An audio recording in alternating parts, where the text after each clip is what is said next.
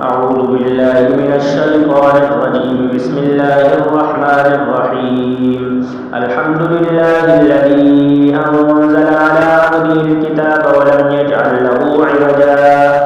قيما لينذر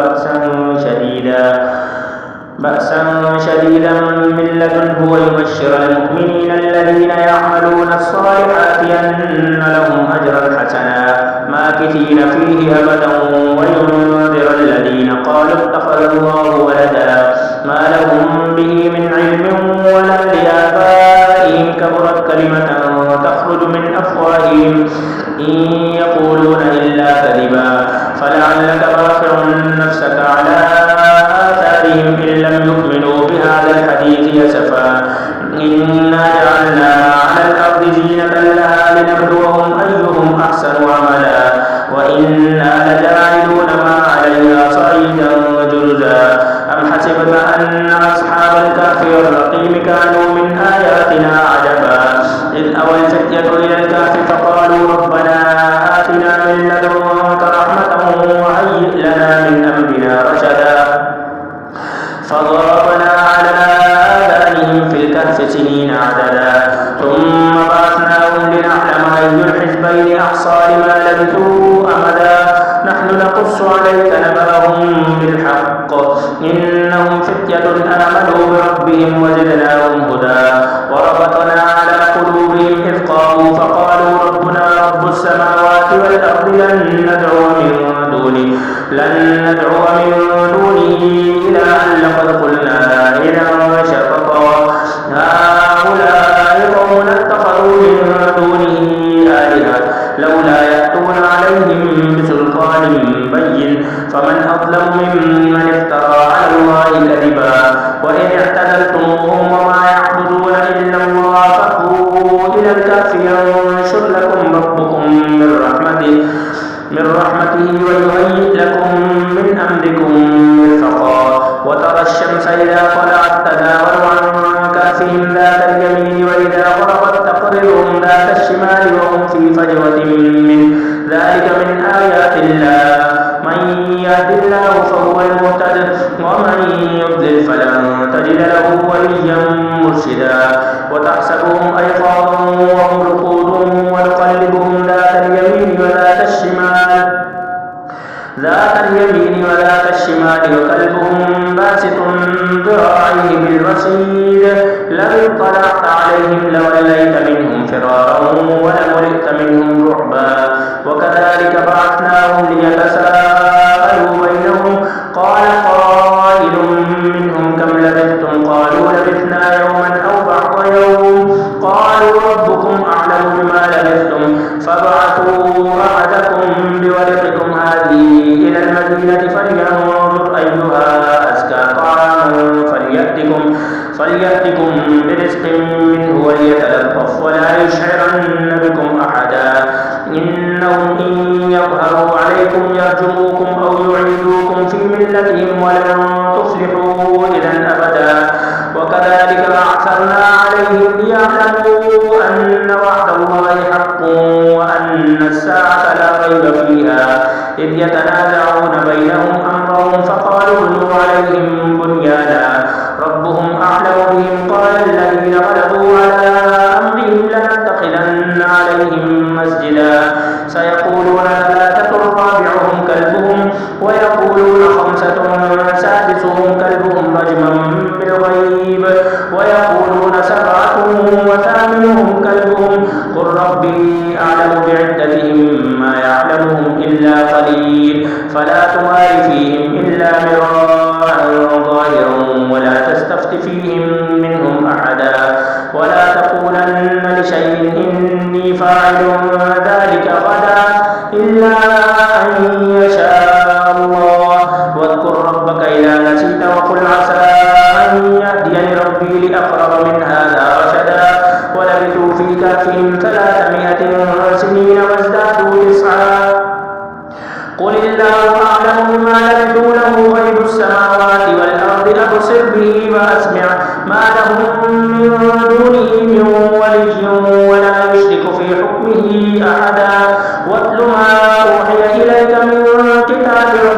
لا مبدل لكلماته ولن تجد من دونه ملتحدا واصبر نفسك مع الذين يدعون ربهم بالغداة والعشي يريدون وجهه ولا تعد عيناك عنهم تريد زينة الحياة الدنيا ولا تطع من أغفلنا قلبه عن ذكرنا واتبع هواه وكان أمره فرطا وقل الحق من ربكم فمن شاء فليؤمن ومن شاء فليكفر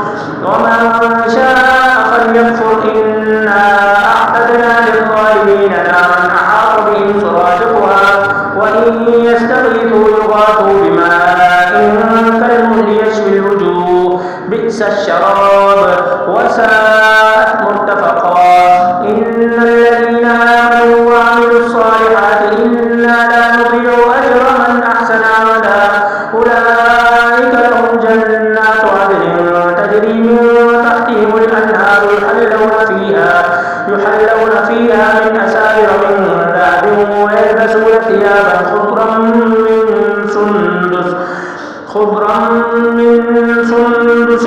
واستبرق متكئين فيها على الأرائك نعم الثواب وحسنت مرتفقا واضرب لهم مثل الرجلين جعلنا لأحدهما جنتين من أعناب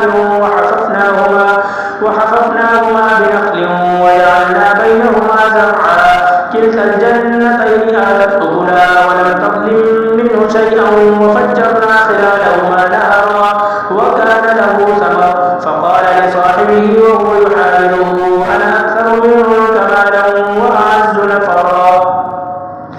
ودخل جنته وهو ظالم لنفسه قال ما أظن أن تبيد هذه أبدا وما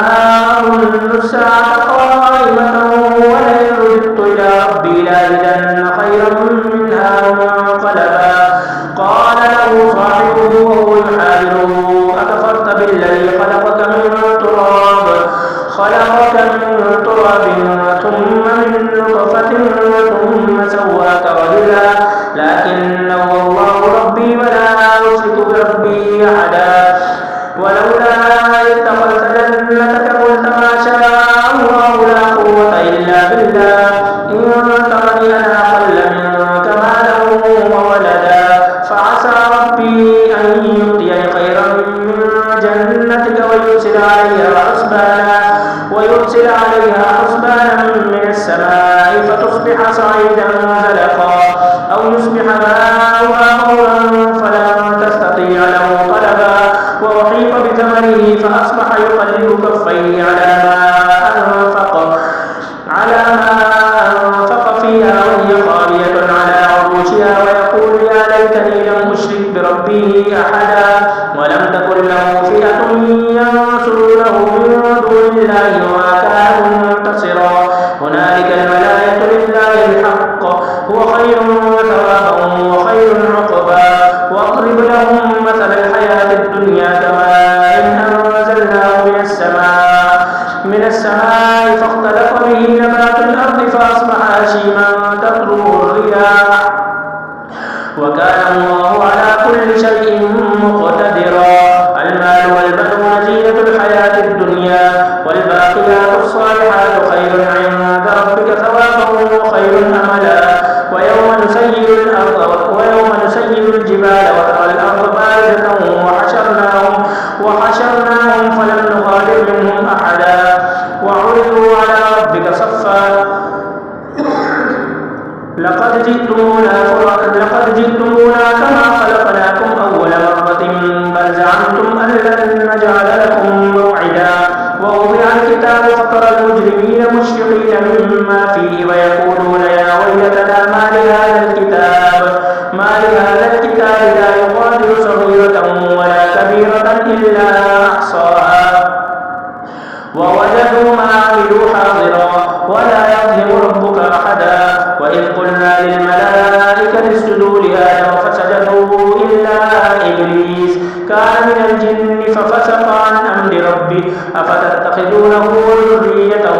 أولياء من دوني وهم لكم عدو بئس للظالمين بدلا ما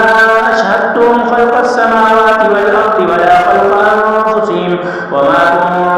ويتخذ المضلين عضدا ويوم يقول هاتوا شركائي الذين زعمتم فدعوهم فلم يستجيبوا لهم وجعلنا بينهم موبقا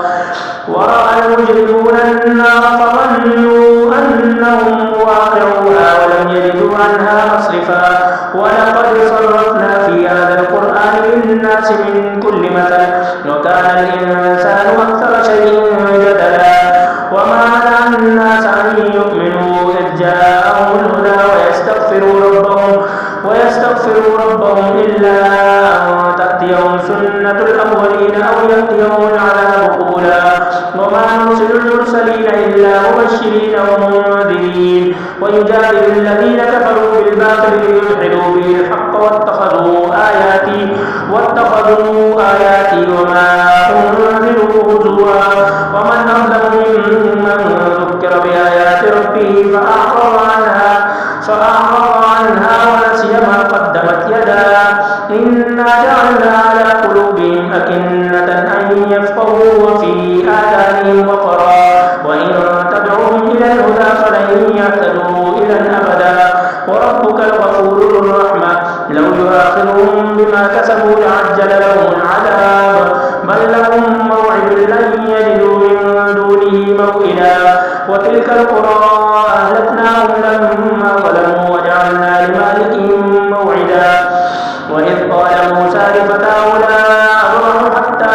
أبلغ مجمع البحرين أو أمضي حقبا فلما بلغا مجمع بينهما نسيا حوتهما فاتخذ سبيله في البحر سربا فلما جاوزا قال لفتاه آتنا غداءنا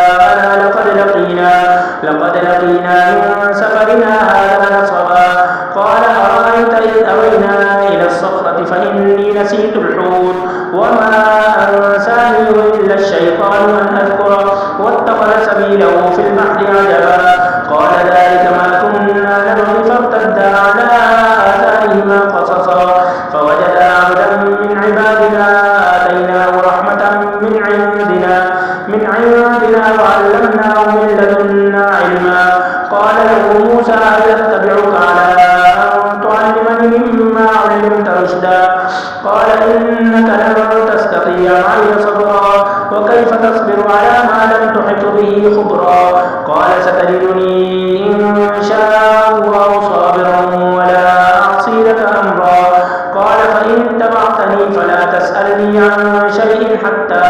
أحدث لك منه ذكرا فانطلقا حتى إذا ركبا في السفينة خرقها قال أخرقتها لتغرقا لها لقد جئت شيئا إمرا قال ألم أقل إنك لن تستطيع معي صبرا قال لا تؤاخذني بما نسيت ولا ترهقني من أمري عسرا فانطلقا حتى إذا لقيا غلاما فقتله قال أقتلت نفسا زكية بغير نفس لقد جئت شيئا نكرا قال ألم أقل لك إنك لن تستطيع معي صبرا قال إن سألتك عن شيء بعدها فلا تصاحبني قد بلغت من لدني عذرا فانطلقا حتى إذا أتيا أهل قرية استطعما أهلها فأبوا أن يضيفوهما فوجدا فيها جدارا يريد أن ينقض فأقامه قال لو شئت لاتخذت عليه أجرا قال هذا فراق بيني وبينك سأنبئك بتأويل ما لم تستطع عليه صبرا أما السفينة فكانت لمساكين يعملون في البحر فأردت أن أعيبها وكان وراءهم ملك يأخذ كل سفينة غصبا وأما الغلام فكان أبواه مؤمنين فخشينا أن يرهقهما طغيانا وكفرا فأردنا أن يبدلهما ربهما خيرا منه زكاة وأقرب رحما وأما الجدار فكان لغلامين يتيمين في المدينة وكان تحته كنز لهما وكان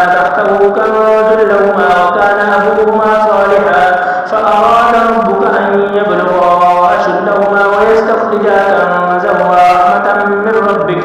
وما فعلته عن أمري ذلك تقدير ما لم تستطع عليه صبرا ويسألونك عن ذي القرنين قل سأتلو عليكم منه ذكرا إنا مكنا له في الأرض وآتيناه من كل شيء سببا فأتبع سببا حتى إذا بلغ مغرب الشمس وجدها تغرب في عين حمئة ووجد عندها قوما قلنا يا ذا القرنين إما أن تعذب وإما أن تتخذ فيهم حسنا قال أما من ظلم فسوف نعذبه ثم يرد إلى ربه فيعذبه عذابا نكرا وأما من آمن وعمل صالحا فله جزاء الحسنى وسنقول له من أمرنا يسرا ثم أتبع سببا حتى إذا بلغ مطلع الشمس وجدها تطلع على قوم لم نجعل لهم من دونها سترا كذلك وقد أحطنا بما لديه خبرا ثم أتبع سببا حتى إذا بلغ بين السدين وجد من دونهما قوما لا يكادون يفقهون قولا قالوا يا ذا القرنين إن يأجوج ومأجوج مفسدون في الأرض فهل نجعل لك خرجا على أن تجعل بيننا وبينهم سدا قال ما مكنني فيه ربي خير فأعينوني بقوة أجعل بينكم وبينهم ردما آتوني زبر الحديد حتى إذا ساوى بين الصدفين قال انفخوا حتى إذا جعله نارا قال آتوني أفرغ عليه قطرا فما استطاعوا أن يظهروه وما استطاعوا له نقبا قال هذا رحمة من ربي فإذا جاء وعد ربي جعله دكا وكان وعد ربي حقا وتركنا بعضهم يومئذ يموج في بعض ونفخ في الصور فجمعناهم جمعا وعرضنا جهنم يومئذ للكافرين عرضا الذين كانت أعينهم في غطاء عن ذكري وكانوا لا يستطيعون سمعا أفحسب الذين كفروا أن يتخذوا عبادي من دوني أولياء إنا أعتدنا جهنم للكافرين نزلا قل هل ننبئكم بالأخسرين أعمالا الذين ضل سعيهم في الحياة الدنيا وهم يحسبون أنهم يحسنون صنعا أولئك الذين كفروا بآيات ربهم ولقائه فحبطت أعمالهم فلا نقيم لهم يوم القيامة وزنا ذلك جزاؤهم جهنم بما كفروا واتخذوا آياتي ورسلي هزوا إن الذين آمنوا وعملوا الصالحات كانت لهم جنات الفردوس نزلا خالدين فيها لا يبغون عنها حولا قل لو كان البحر مدادا لكلمات ربي لنفد البحر قبل أن تنفد كلمات ربي ولو جئنا بمثله مددا قل إنما أنا بشر مثلكم يوحى إلي أنما إلهكم إله واحد فمن كان يرجو لقاء ربه